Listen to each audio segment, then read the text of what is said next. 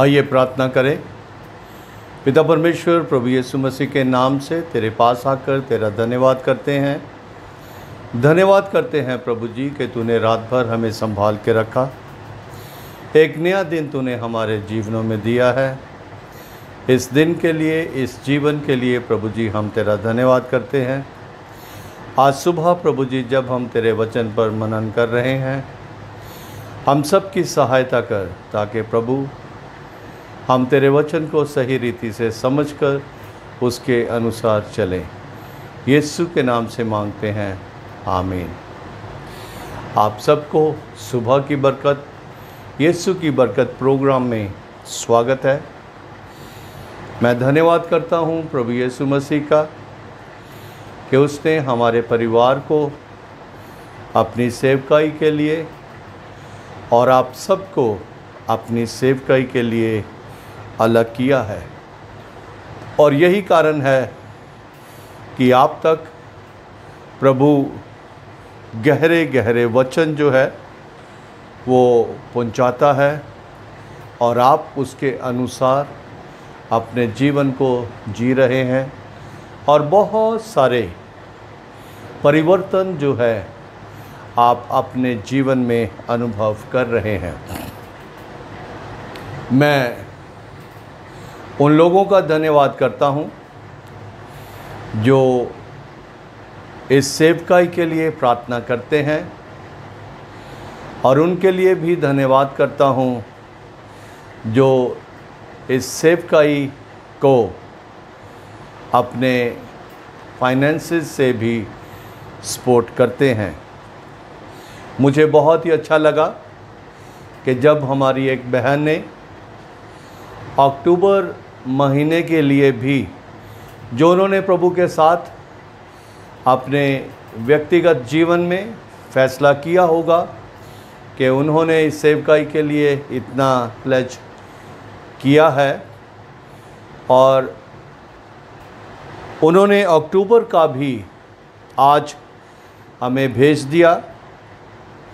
इस माध्यम से मैं उनके लिए प्रभु का धन्यवाद करता हूं और मैं जानता हूं कि मेरा प्रभु, आपका प्रभु, जिसके लिए आप कुछ भी करते हैं वो विश्वास योग्य है।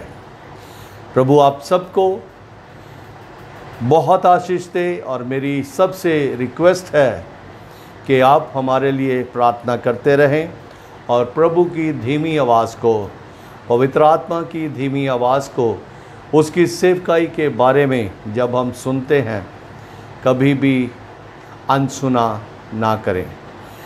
आज यूहन्ना की अंजील उसका 14 अध्याय, उसके पहले वचन को मैं पढ़ रहा हूँ।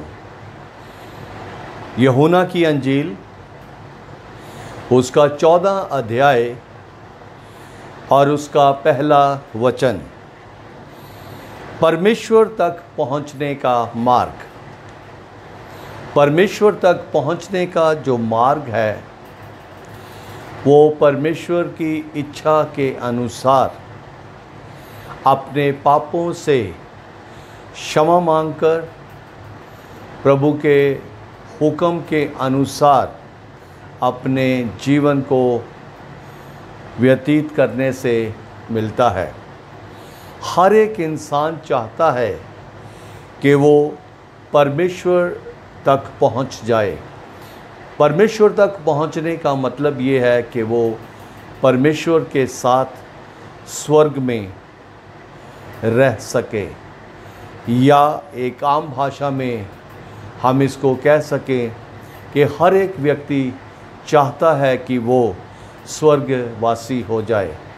जो लोग प्रभु को नहीं जानते वो स्वर्गवास होने का कुछ अलग मतलब लेते हैं, लेकिन जो लोग मसीह यीशु को जानते हैं वो स्वर्ग में वास करने का या स्वर्गवासी होने का अर्थ जो है बाइबल से समझते हैं, जानते हैं। स्वर्गवासी हम इंसान उस वक्त होते हैं जब हम अपने पापों से क्षमा मांगते हैं, प्रभु यीशु मसीह पर विश्वास करते हैं और उसके परिवार के सदस्य हो जाते हैं। तो यहाँ प्रभु यीशु मसीह इस बात को प्रकट कर रहे हैं, इस बात को समझा रहे हैं, तुम्हारा मन व्याकुल ना हो, तुम्हारा मन व्याकुल ना हो। व्याकुल का मतलब बेचैन ना हो या किसी भी तरह से परेशान ना हो।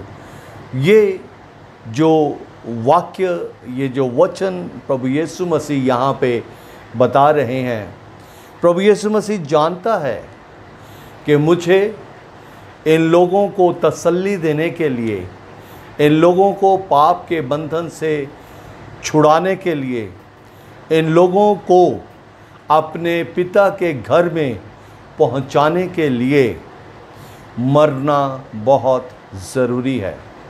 और जब तक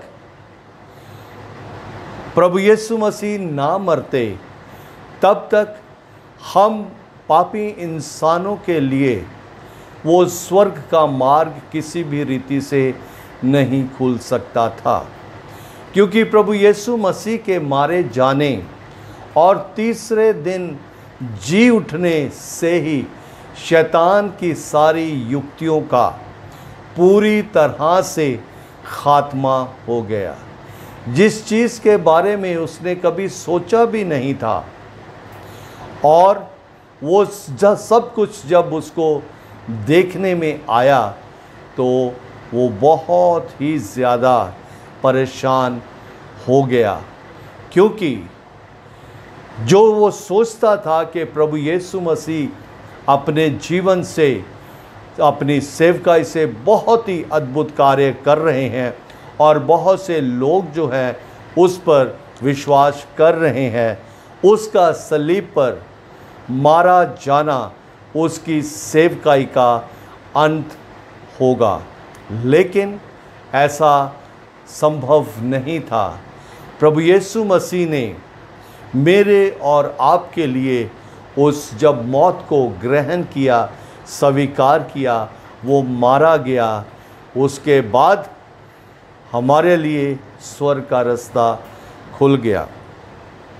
अजीज़ों, हमें इस बात को समझना बहुत ही ज़रूरी है कि जैसे प्रभु यीशु मसीह हमारे लिए मरा, वैसे ही हमें प्रभु के पीछे चलने के लिए, प्रभु के पीछे चलने के लिए उस मौत को ग्रहण करना बहुत ही ज़रूरी है।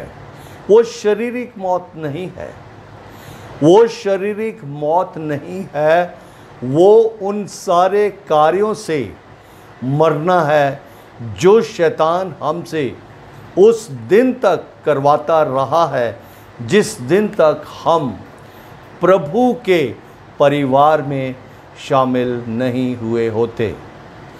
जब हम प्रभु यीशु मसीह को ग्रहण करते हैं, जब हम पापों से पश्चाताप करते हैं और पापों से पश्चाताप करके वचन से प्रभु की शिक्षा प्राप्त करके जब हम बैप्टिज़्म लेते हैं, यानी कि हम प्रभु की आज्ञा के अनुसार उस कार्य को पूरा करते हैं, उस दिन हम इस बात को अपने मुंह से कहते हैं कि आज से मैं नहीं परंतु मसीह मुझ में जीवित है।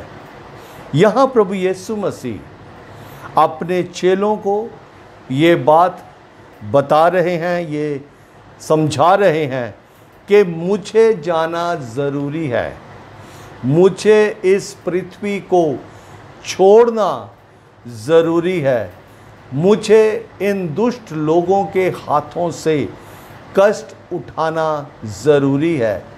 क्योंकि अगर हम इससे पहले देखें तो बहुत से वाक़या हुए हैं जिनका होना बहुत ही ज़्यादा ज़रूरी था। इससे पहले पतरस ने प्रभु का इनकार किया, और जो किसी भी रीति से इस बात के लिए तैयार नहीं था, या वो ये कहता था कि मैं कभी भी प्रभु यीशु मसीह का इनकार नहीं कर सकता, उसी ने उसका इनकार कर दिया था। हमें किसी को ये कहना कि जीवन बहुत अच्छा है, बहुत आसान है, लेकिन जिस जीवन को अच्छा हम कह रहे हैं उस जीवन में अच्छाई से जीना एक अलग बात है। यही डिफरेंस है। जीवन के बारे में बताना और जो जीवन हम बता रहे हैं उसके अनुसार जीना, यही एक फ़र्क जो है ये अविश्वासी में और विश्वासी में मिलता है। प्रभु कहता है कि तुम्हारा मन व्याकुल ना हो, परमेश्वर पर विश्वास रखो। परमेश्वर पर जिसने सारी पृथ्वी की रचना की है, जिसने इंसान को अपने स्वरूप और अपनी समानता में बनाकर इस पृथ्वी का सारा अधिकार दिया है, उस पर विश्वास रखो। भले वो सारा अधिकार जो परमेश्वर ने मनुष्य को दिया था, इंसान ने उस अधिकार को खो दिया, लेकिन फिर भी प्रभु यीशु मसीह यहाँ इस बात को कहता है कि परमेश्वर पर विश्वास रखो।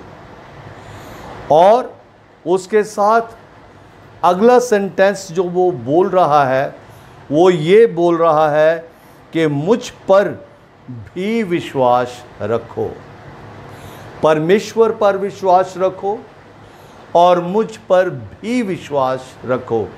विश्वास जो है हमारा परमेश्वर पर होना बहुत ही ज़रूरी है, क्योंकि परमेश्वर ही वो सोर्स है, परमेश्वर ही वो सूत्र है जिसने अपने पुत्र प्रभु यीशु मसीह को मनुष्य जाति की पापों से छुटकारा देने के लिए भेजा था।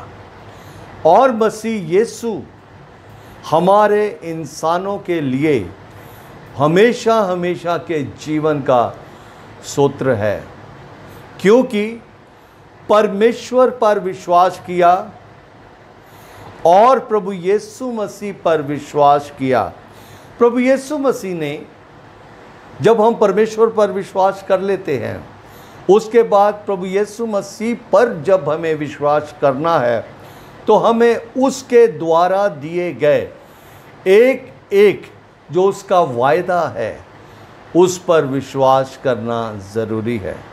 मेरे अजीज़ों, प्रभु यीशु मसीह ने जब ये कहा है कि मुझ पर भी विश्वास रखो, हमें विश्वास रखना है कि मेरे प्रभु यीशु ने कहा है कि चाहे माँ जो है अपने जन्मे बच्चे को भूल जाए, मैं तुम्हें कभी नहीं भूलूँगा, इसलिए तुम्हारा मन व्याकुल ना हो। प्रभु यीशु मसीह ने कहा कि मैं तुम्हें कभी अनाथ ना छोड़ूंगा, इसलिए जब मैं इस पृथ्वी को छोड़कर जाता हूँ, किसी भी तरीके से मत समझना कि मैं अब हमेशा हमेशा के लिए तुम्हारा साथ छोड़ गया हूँ, या अब किसी भी रीति से मेरा तुम्हारे साथ मेल नहीं हो सकेगा। अजीज़ों, प्रभु यीशु मसीह जब इस बात को कहता है कि परमेश्वर पर विश्वास रखो, क्योंकि प्रभु यीशु मसीह जानता है कि सब कुछ करने वाला परमेश्वर है, और हम जानते हैं कि हमें जो कुछ भी मिलना है वो प्रभु यीशु मसीह के द्वारा ही मिलना है। हम चाहे कैसी भी प्रार्थना करें, हम उसका एंड इस तरह से करते हैं, प्रभु यीशु मसीह के नाम से हम मांगते हैं, क्योंकि वो ही नाम जो है मेरी मुक्ति का वसीला है। वो ही नाम जो है मेरी चंगाई का वसीला है। वो ही नाम जो है, वो ही व्यक्ति तब जो है, वो मेरे लिए सब कुछ देने वाला वो प्रोवाइडर है। इसलिए प्रभु यीशु मसीह यहाँ किसी भी तरीके से अपने भेजने वाले की ओहदे को, जो उसकी अथॉरिटी है, उसको नहीं भूला। प्रभु यीशु मसीह ने बार बार कहा है कि जो कुछ मैं पिता को करते देखता हूँ वही मैं करता हूँ, जो कुछ मैं पिता से सुनता हूँ वही तुम्हें कहता हूँ।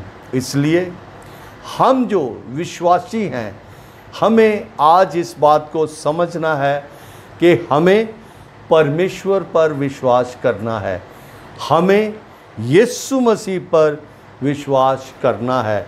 और जब हम ये दोनों कार्य करेंगे तब हमें किसी भी तरह से कोई भी परेशानी नहीं होगी।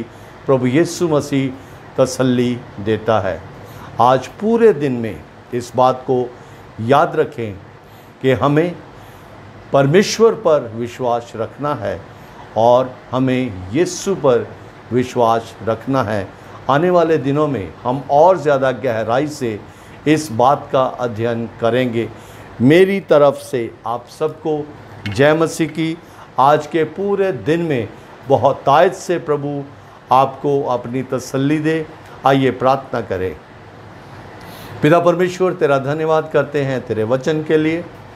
जितने लोगों ने इस समय सुना है, जितने लोग इसके बाद सुनेंगे, जितने लोग कभी भी अपने मोबाइल से प्रभु जी तेरे इस जीवित वचन को सुनेंगे, उन सब के लिए मैं तुझसे आशीष मांगता हूँ और चाहता हूँ कि वो इस बात को समझ लें कि उनका जीवन जो है एक आम जीवन नहीं, उनका जीवन एक ख़ास जीवन है जो यीशु का जीवन है। सबको बहुतायत से आशीष दे। यीशु के नाम से मांगते हैं, आमीन। सबको जय मसीह की।